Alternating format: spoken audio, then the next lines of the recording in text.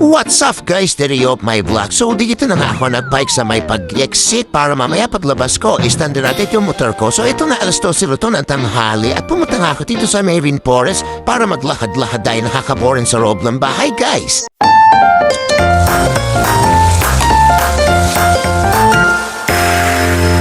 At ayun guys, nandito nga ulit tayo sa may Rainforest. At ito nga may mga estudyante. Ang tourist spot talaga ng mga estudyante ay Rainforest. So ito nga mag-ikot-ikot tayo dito dahil panahon na naman ng summer. Puno na naman ng mga swimming pool guys. At ayun guys, lumabas nga ako ng bahay at pumunta nga ako dito sa may Rainforest para mag-ikot-ikot dito dahil nakaborin talaga sa loob ng bahay. At napansin ko nga itong butterfly garden na to. Pag nakikita ko ito, naaalala ko ito yung mga nakalipas. At itong Mayo real estate rin, hindi na talaga nagagamit ito. At parang vilasig nga na wala ng pag-asa.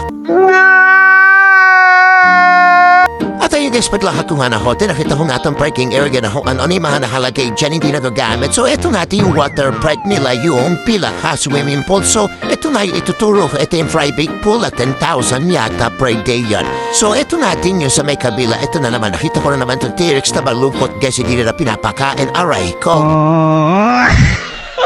So, siyempre, hindi lang more ang pasyalan at tambayan ang loob ng Rainforest. May pinagmamalaki din sila ditong fitness gym. Diyan pala ako nag-gym. Siyempre, may bayad dyan, hindi libre yan, guys. So, ito pala yung entrance ng private pool. At kinapapansin niya yung last blood ko is meron ditong pasyalan ng mga pet lovers. At dyan nga yung mga tindahan, guys, para hindi na rin kayo lalabas. At bibili sa may 7-Eleven, may mga tindahan din dito. At din sa may dulo, ayun pala yung swimming pool and private public swimming pool pala guys, sorry.